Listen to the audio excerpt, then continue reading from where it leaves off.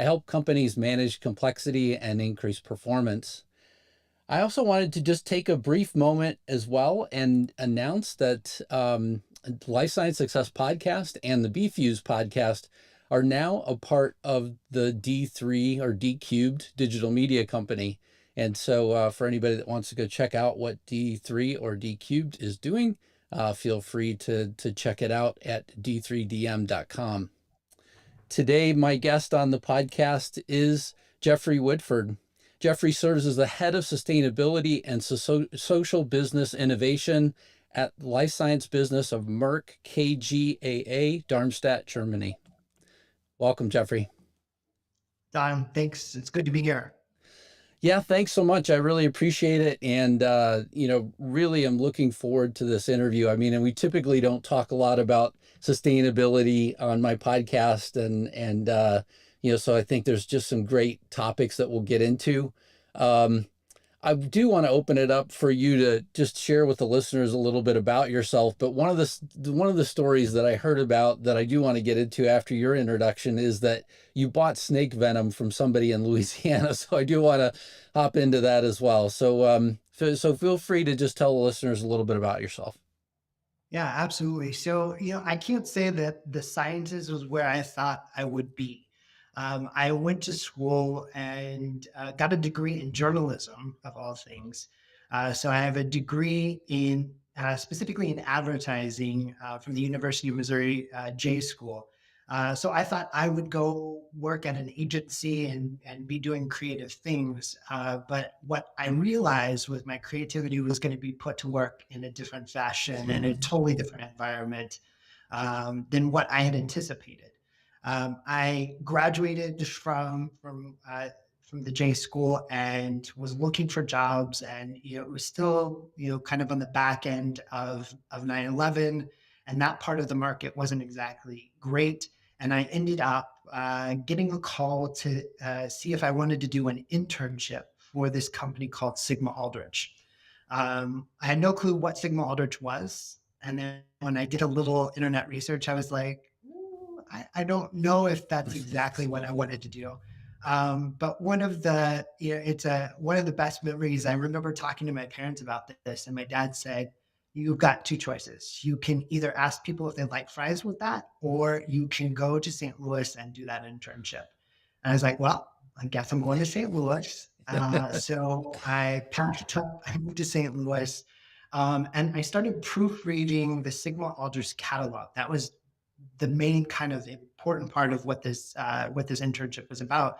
And if some people remember the Sigma Aldrich catalog, it was about a 3,000 page catalog with not everything that they sold, but with a lot of information and really more of a reference to scientists than it was necessarily a catalog that you would order from, but really a reference point. And I spent day in and day out looking at pages to make sure that everything looked good and going through, about half of that catalog, because there was another intern with me, in a 3-month period. And at the end of that, they asked if I would be interested in joining full-time in their marketing communications department. And I was like, yeah, this is a job. I liked who I worked with. I was like, I don't necessarily know if I like science, but this will work. And so that started what I would never have imagined got me to where I am today. I worked for the exact same company my entire, I think now 18 years of employment, changed through an acquisition in 2015. But what I really came to find out was, well, I am not a scientist by nature. I am leaning into being a scientist through time and through the incredible possibilities that are possible with science. And figuring out now, as I transitioned through that element of starting in marketing communications to sustainability, which you would also be like, wait a minute, like, Right. why do we have a person who was coming up with like ad concepts, now talking about very technical aspects like reducing CO2 emissions and green chemistry and single-use plastic recycling for biopharma? It does seem like a leap, but I was fortunate in the time of when I started this, which was really, close to, 14 years ago, that I could learn as things were developing. So I had an advantage just in that sheer moment of time to where I really got to practice on the job, which has led me to a remarkable place with a remarkable team who are really doing not only industry leading things, but I would say just across the board in the space of business, really remarkable integration of sustainability into the business as a whole. So we find ourselves in a really surprising place if you think about my origin stories from where I started to where I am now. Well, you really think also though about how many of those catalogs were probably sent out and how many trees that impacted as well. I mean, it comes back to where you are, today as well. I do find it interesting though that the steps in your career, led you to this point. And there have been other times where we've sort of reflected on the name of the podcast, right? So the Life Science Success is the name of the podcast. And whenever I think of the journey that everybody in life sciences takes, that's sort of what makes it successful, right? So hopefully we're, building better drugs and we're impacting humanity and things like that. But also we're doing it, in a sustainable way. And so, I just think about your journey being a part of, that success as well. So thank you for sharing. Yeah, absolutely. Yeah, I think one of the things I'm thinking about that is also not even knowing or recognizing when things are happening that are going to build to the future things that you don't know are waiting in the wings, right? I really actually started in this role 6 months into starting at the company when they asked me if I wanted to help with the community stuff. And that's really how all of this started, was building a foothold in kind of social sustainability. 6 months in, that then created this opportunity that then launched into what would become the focus of my career. Yeah, and it opens up another doorway for me as well that, you should always keep in mind that there's opportunities to pivot lots of different ways. And had you said no to that one opportunity, just think, it could have completely changed the direction that you wound up in life as well. I think you're exactly right. Being present in these moments and understanding when these doors open, and just being ready for a moment that you may not be comfortable with, you may not be ready for, but it can be the kind of beginning point of something really remarkable. Yeah, I agree. So I mentioned in the opening that you bought snake venom from somebody. So can you tell us just a little bit more about that story as well? Yeah. So after I did some time in marketing communications, they asked me to do a rotation in procurement. And I honestly thought that was kind of like the end of like my life. Cause I was like, I definitely like science was a stretch, but like buying scientific things is even further of a stretch. I didn't love the process of negotiation. I didn't love like the cost pressure component. But what happened, and once again, going to that, you never know what this is going to do for you, or what is going to prepare you for it, was that this prepared me to really understand how our business actually worked. So I got to understand some process kind of nuts and bolts of this combination for us, which is we distribute some things, but we're also manufacturers of a significant amount of our portfolio. And we need a lot of different raw materials to make this portfolio of more than 300,000 products available to our customers. And so I got a certain category to buy. And one of those things that was included in that category was snake venom. And I bought it from a man in Louisiana, one of the most random things that I can ever say I've been a purchaser of. But it starts to open your mind up to challenges once again in that moment that I wouldn't have realized later on. But now, as I think about things like, how do you think about supply chain emissions and engaging suppliers and getting them on board and helping them with the transitions that we need them to make? That aspect of buying snake venom now becomes extremely beneficial in putting myself in the shoes of those people that I worked with to help them understand the importance of it and the tools that we can help them with, because they're not me, right? They're not a leader of sustainability. In a lot of small companies, and we'll take a different example than the man who we bought snake venom from. But let's say you've got a small company. Typically, the person who's responsible for sustainability is also the person who's getting the things off of the docks. So when shipments come in, who's also the person paying the electrical bill, who's also the person changing out the light bulbs, who is also then expected to be the sustainability person. And so you can understand how when someone like us rolls up to your door and is like, we need these 18 things about this, this, and this. And you're like, I don't even know what half those words mean. This could be a problem, right? But I think it puts me in a different context of how do I have empathy and understanding for those people that helps us help them along this journey so that it's mutually beneficial. We can help identify opportunities for them and give them access to tools that they may not have, that we definitely have, so that we ease this transition for all of us, because that is a challenging component that we all have to work through collectively. And it can't be just something that an individual does and we leave other people behind. Yeah. Yeah, absolutely important. I guess the one other thing that comes to mind for me is do you feel like your education in journalism, also helps with the communication you have to do and thinking through that full process of like what exactly would it be like to be the recipient of this thing, that now all of a sudden they're having to go do the 18 things. Yeah, without question, I would consider it one of my silver bullets. If you're thinking about the ways that I differentiate and what I bring to the table, it does bring a fuller package, right? Because I'm not necessarily reliant on another team to help us figure out what are we going to try to say or how do we frame this to that person.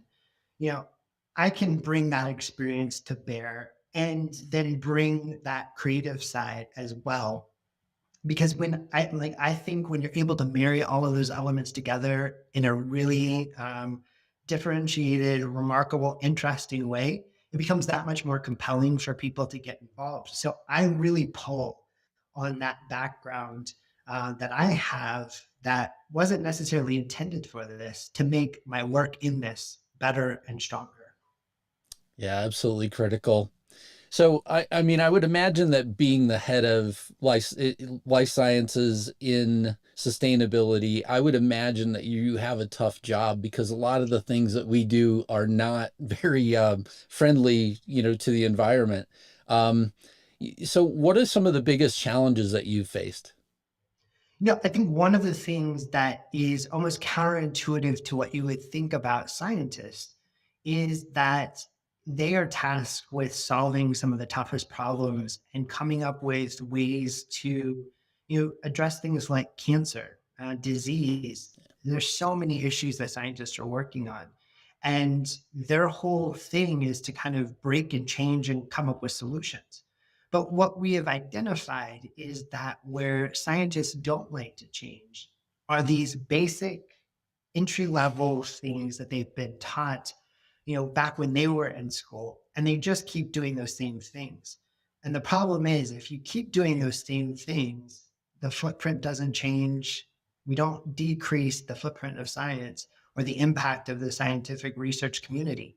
And this is exactly what has to be on the forefront in terms of as we're thinking about what needs to be different. Scientific education becomes a key component.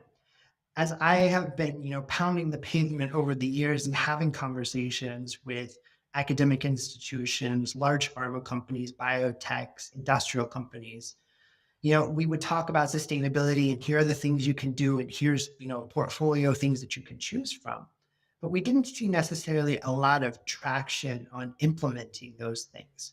And it came back to, I know that methodology works. So why am I going to change something that works when I've got a bigger issue to solve over here, which is how do I knock out that gene to then mitigate that disease from coming to bear? And so you can understand why there is a deprioritization of messing with those basic things. And so the thing that I have really turned my eye towards is one, how do we think about education in a different fashion to where we're inclusive of green chemistry in chemistry? So it isn't there's green chemistry over here and then there's chemistry over here, but they actually are just the same thing, right? It's not that green chemistry is the special thing. It's just a part of chemistry, and we do that chemistry differently so that we're integrating it into what students are teaching. Because once you can, like, I think about it, like if you change the faucet and you fix the faucet, everything that comes out of the faucet is then different.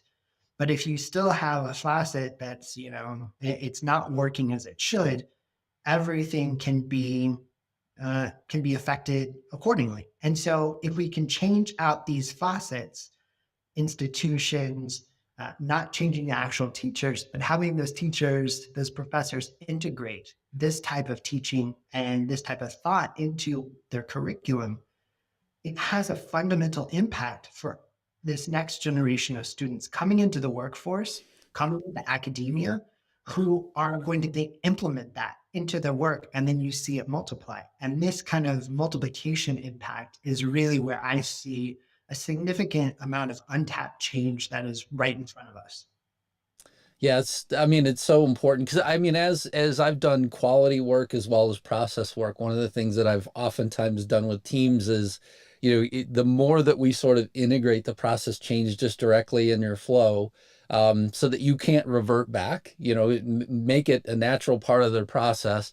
It then leads to the next step of improvement so that you're not, sort of thinking about the past and the way that things used to be. And that's what I sort of extract from what you just said, as well as that, having people, learn this in school, and then carry that forward. Yes, it's important, but also having the fundamental base of the lab be changed so that it's more eco-friendly, makes a lot of sense. One of the terms, one of the terms that you just mentioned a second ago was green science, and I just would like for you to just have you just tell us a little bit more about what that is and how does that sort of come to bear, I guess, in what you work on a daily basis. Absolutely. So one of the, I would say, kind of founding principles that we worked off of years ago was the work of doctors John Warner and Paul Anastas. And they are considered kind of the fathers of the green chemistry movement.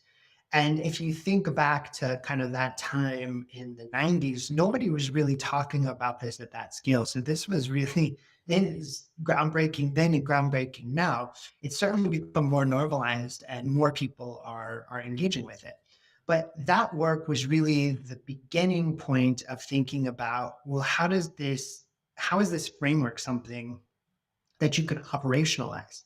And that's really how I looked at it, was take something that was theoretical, it was guidance for people, it gave them, things that they could go do, and operationalize that. And that component of thinking about sustainability within the sciences is really, for me, about moving from the big ideas to how do you quantify things? Because I think that becomes the challenge that we face when we talk about sustainability in practice in different things, whether that's biology, chemistry, whatever nook or cranny you sit in within the bigger, broader science community. We don't want to alienate anybody.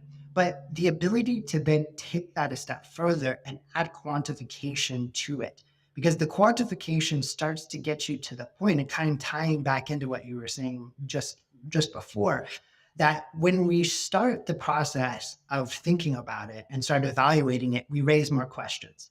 And the questions lead us to say, well, what evidence do we have that helps us support that thesis or that hypothesis? And this is where you get into things like quantification. And that can be a variety of things, whether that is something like the CO2 footprint of products, which that is an area that we're focusing on, so that we can give scientists an understanding of what the impact of that element is. But then you understand, to make life complicated, it's not just that. It could be things like hazard. It could be things like waste generation.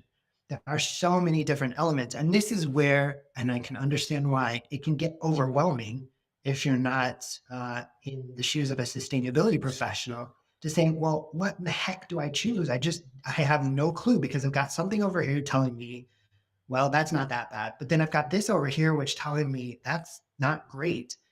And how do I tell? And the best answer is you don't, Mm, right? You have to make a choice to say we're prioritizing this over that because we think that the overall impact of that element is more important than this element. Because I don't think I certainly am not an absolutist in terms of saying this is the one thing that matters and everything else doesn't matter. Because you could have something that has a low carbon footprint, but could be extremely toxic and hazardous, right? And that doesn't work.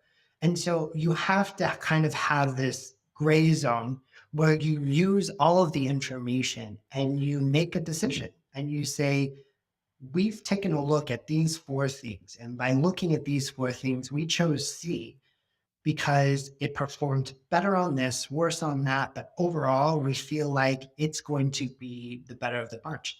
But it comes back to asking the question and having the quantification to help make those decisions. Because without the numbers, you're reliant on some, questionable marketing, like the world of greenwashing, green hushing. There's a lot of green ing that is going on makes it extremely challenging to actually understand. And that's where the numbers really matter to help make these decisions. So for all of us, it's really asking for more in terms of quantifications and reasonings why these things are considered that so we can make more informed decisions that help us make better choices. yeah, and if I go back to something that you said a minute ago, right, we really want the scientists to be focused on their next cancer drug, their next this or that, and having somebody else, kind of making those decisions, right? So what is the best way to go in terms of this, and having a separate part of the organization thinking about this, I think is extremely, smart, because, to put that back on, let's say the scientist that also supposed to be thinking about the cancer drug, just seems like, they would be using, their mind potentially for things, and making decisions on something that, frankly, they don't have expertise in. So, yeah. Absolutely. This to me, really, and our role is providing those scientists with a complete portfolio of choices so they don't have to compromise. They can still achieve the work that they need to do while also minimizing or mitigating the environmental footprint, the social impact of the products that they are using. And I would agree with you 100%. We need to keep those brilliant minds focused on the solving of these really really nasty things. And we, in our roles, we need people to step up to the plate to give these options, to bring new developments and discoveries to the marketplace so that they can do that. And we can see a transformation in terms of outcomes. One of the things that your bio also mentions is that you're responsible for social responsibility. Can you tell us a little bit more about what your focus is there? Yeah, one of the early components and one of the early books that I read was really around the triple bottom line. So this is a theory about the environmental, the social, and the kind of the physical aspects of sustainability and how they were really intertwined. And that helped with the build out of how we actually structured the work that we did so that we grouped all of these elements together and we had responsibility for that portfolio of components. And so the social sustainability aspects come across in multiple fashions. One, you've got the investments that we make into our communities around the world. So, as an organization, we focus on two areas: scientific education, so bringing access to high quality science education to underserved populations who don't have access to hands-on science. So getting them that, as well as expanding access to science globally. So thinking specifically about developing countries that do not have advanced or as well-developed scientific environments in those countries. And so we think about it as one way. To give you an example of what that looks in practicality, we've thought about science education engagement kind of in a couple of buckets. We've got one, direct investments that we make with places like science centers. So really leading edge science centers who are doing really interesting hands-on work and really bringing students into their walls at either no or very low cost to those school districts so that they can experience and have those wow moments and experience the cool parts of science, right? It's not all the pieces that made me scared of science from a very early age, right? We want to make it so they understand that interest and we want to make sure it's inclusive. But then you have things like teacher preparation. So, how do we prepare those teachers in middle school, high school, and elementary schools to be able to integrate new methodologies for teaching science so that everyone understands science is for everyone? It's remarkable the unintended consequences of some practices that kind of seep in and you don't even expect it or see it. But you then create this kind of exclusionary environment for certain populations. Girls, students of color suddenly find themselves not included. It really became, it's very interesting and it is starting to shift. We are starting to see this, but we ask students what they think a scientist is. And Mm, invariably, it always comes out. It's a crazy old guy with crazy hair, and he's white, right? It's Einstein. That's what it is. But we are starting to see this shift of identification from students. And that's a remarkable thing to see because, once again, the thesis is you're a scientist. I'm a right. scientist. Everyone is a scientist. We may not be a formal scientist, but we're all scientists in one way, shape, or the other. And getting students to realize that knocks out one barrier. Then we go into kind of owned programs. So we have a platform, a curiosity platform, if you will, that focuses in on high quality hands on science. We have a mobile science lab that is in a shipping container that has been transformed to a mobile science lab that traverses all around the United States and in Europe. I shouldn't forget Canada. It does make a stop in Toronto. Um, but we expanded into Europe last year. We're expanding into India this year.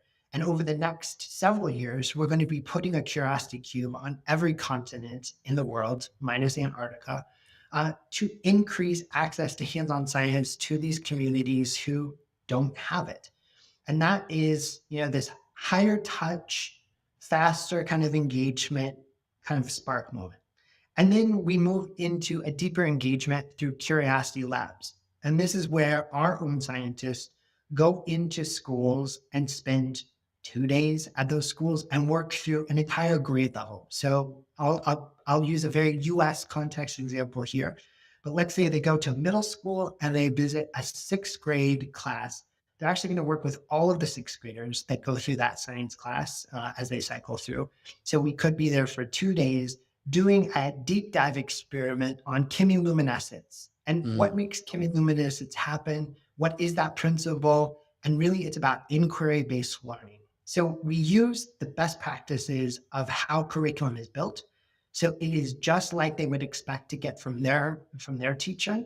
So we work with Washington University in St. Louis to develop that. So high quality content. It's not just some corporate people coming up with some nonsense and being like, here you go. But that real focus on things that educators can look at and say, I see how I can integrate that into my curriculum, my lesson planning.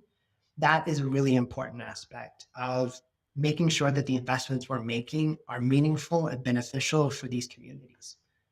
And then you have, I'll call it one big other way that we think about the social sustainability aspect, which is everything related to things like supply chain. And this comes to things like diversity, equity, inclusion within the supply chain. It comes into things like modern slavery, um, equal pay, biodiversity. You can go on and on. Conflict minerals, Nagoya Protocol. There are so many things get lumped in this category. At times, can be overwhelming. But this is also thinking about other aspects that contribute to kind of our societal makeup that we may not be thinking about, so that we can be very clear about the ways that we're contributing and ensuring that our business is operating at high levels of exceeding kind of compliance components by voluntarily engaging more deeply to make sure that the supply chain that we're operating is making really wise choices and who we partner with.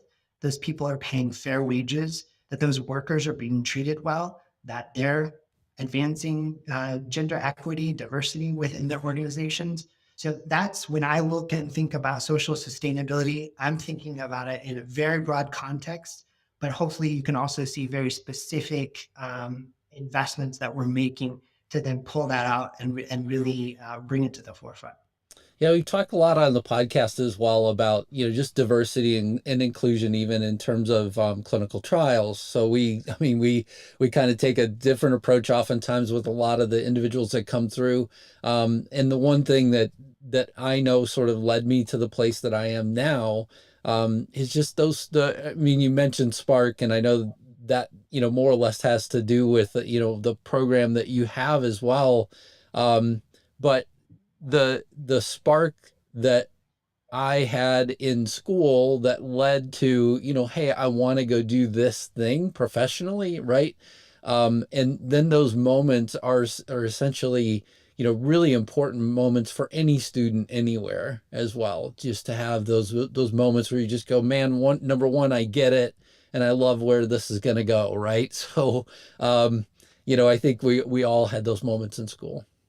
And what I love about that is that my branding heart is like warm and exploding because that's exactly when you think about branding, it brings out this emotion for you. And what you just described is exactly what we hope to do with this entire thing. So, from a brand perspective, Mm, it yeah. captures this essence of what we're trying to create and reinforces it. But you're exactly right. And those stories, and I think what's really remarkable, and one of the pieces that I love most about my job, like there are so many, I am so fortunate in terms of what I get to do, who I get to do it with.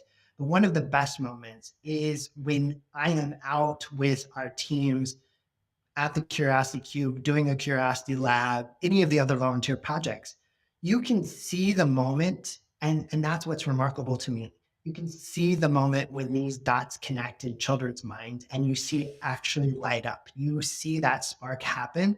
And that moment is something that I can tell you I never get sick of. And I am always like rejuvenated when I see it happen because it's a sign that what we're doing is working and that it's meaningful. And it's something that you can take any of these programs and you can go to leadership and they're like, yeah, we need to be conservative. The financial environment is all over the place. Yep. They participate in things like this and they're like, we get that. We can't do that one in, right? We understand why we need to keep doing that because they see it. And I think that is such a valuable aspect to remember and remind ourselves. We all have that moment. And if we can help kids to have it earlier and more consistently, just imagine what can happen if you get more people into this solving pool to deal with some of these issues that have been with us for so long. Yeah, and there's so many people that sort of look at that 18, 19-year-old person and say, how can you possibly make a decision about your future? But the reality is, if they had had those sort of big spark moments, they probably would have already made that decision long before they even get to sort of the end of high school, coming into college, time period as well. So, I think it is absolutely critical. Absolutely. And the research shows us that students make that decision. They have to, that spark moment needs to happen between the ages of 10 and 14. If Mm. they have it happen in there, they're significantly more likely to go into a STEM career because their confidence is not thwarted at that time. And that's such an important kind of research base that guides our work. That's where we focus because we know that, to your point, if they have it earlier and it's meaningful, it really reinforces their ability to go kind of full force into making a decision about a STEM career, which could be transformational. Absolutely. So, Jeffrey, there are three questions that I like to ask every guest. What inspires you? I am a sponge. And so, literally, everything that I come into interaction with is really a source of inspiration. It can be, for me, I love a healthy walk. I've branded it a healthy walk. It's just walking, but I've turned it into feel good health activity, but it's also my creative kind of creative force. But I just soak up so many things. I am a huge lover of television. I know it's probably horrible for me and rotting my brain, but like I ultimately connect dots from everything around me and think about what is the application within my world. And so really everything that around me becomes a source of inspiration and creativity. Very good. Thank you for sharing that. What concerns you? Phew, I don't know if we've got enough time for that one. Um, you know, I I get more and more concerned when I see us get further away from remembering we're all humans. We all make mistakes. But at the end of the day, it should be less about politics. It should be less about financially getting ahead. It should be less about all these and remembering that for us to be successful, it is not about a culture of scarcity, but it is a culture of abundance and that there's plenty for all of us to have. And when we're more inclusive in that, a lot of the problems that I think we're dealing with wouldn't be as problematic. So I'm hopeful that we can be more mindful of one another as humans and more empathetic and more loving. Yeah, I love that as well because they're just it's interesting to me because somebody had said to me a while back that sometimes whenever you see people do things and you sort of wonder, well, why would you do that? Maybe they were having an off day, or maybe there was something else that was going on in their life that, and it just made me sort of consider something more. But again, it's this whole thing, same thing that you have to do with diversity and inclusion all the time. It's about sort of broadening your view of the world and sort of considering another perspective as well, and just being accepting of the fact that we are different human beings. Absolutely. And I think to that point, it is also that aspect of asking questions because sometimes, you know, I don't know if it's fear of diving in a bit deeper, um, maybe feeling like it isn't our place. But sometimes I think that example that you had, maybe somebody just needs somebody to talk to. And Mm, you asking that question, be like, hey, something seems off. And like, I just want to throw that out there. If like you need somebody to talk to, it's amazing what that does to help you understand if something is going on that has totally thrown off how someone would normally act. And you're like, something feels weird. right. And taking that cue from your gut to just ask a question. I think one of the things that I have been um, pushing myself to do more is to stop and ask more questions rather than just assume I understand it and push through and just go on to the next thing. And it is really remarkable what you then start to find out as a part of the process. Yeah, having a beginner's mind is not an easy thing to do for a lot of us as well. And I'm pointing at myself whenever I'm saying that, as well, that I have to sort of, oftentimes go back to that, how do I sort of dive a little bit deeper, make sure that I understand a little bit more. Yeah. Last question, what excites you? There are no shortage of things that excite me.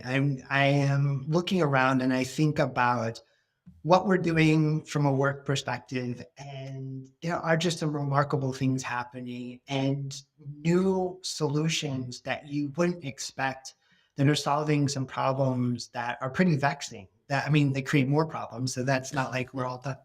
But you start to see this change happening.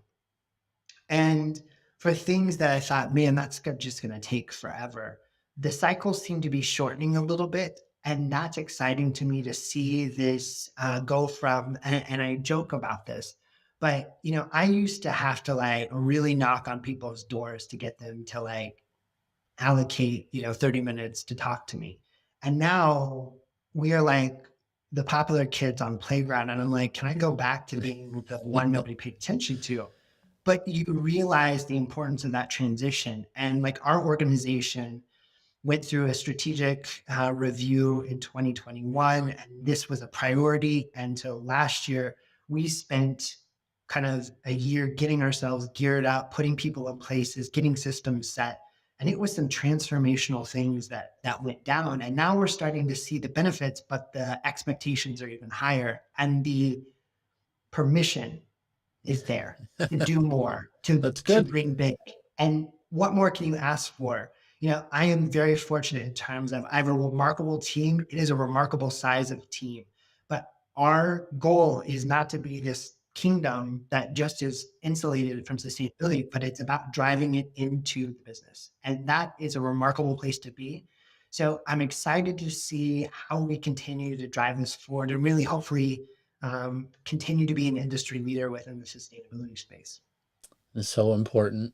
If people want to learn more about you or learn more about what you're doing, where are the best places that they could go? So certainly our website is chock full of great information. We keep it up to date. So you see those updates. So it's sigmawlders.com/greener. So that's one place you can go. And certainly my LinkedIn, I try to be fairly active with updates about the different projects and just bringing to light kind of the behind the scenes look of the things that we're doing. So, once again, it comes back to quantification, and I try to quantify things in my posts so that it's not kind of fluffy. You are really seeing what this means in terms of impact as we make changes, but to visualize it so it's not just this kind of, I don't know what's really going on. You specifically can see it, but it's hopefully an accurate, honest portrayal of the good and the bad, because we are also just as keen to say where we've not met expectations or where there's improvements that need to be made. So hopefully it's a refreshing view with a new version of radical transparency. Very good. Well, Jeffrey Whitford, I wanted to thank you for being here on the Life Science Success Podcast and being a guest with me. I greatly appreciated our conversation, and like I said, this is new for me. A lot of these areas. I hope that people will dive in a little bit deeper with you as well. Well, I appreciate you creating the space for this conversation about sustainability within the sciences. So thank you for that. And thank you for letting me spend the time with you. You're welcome.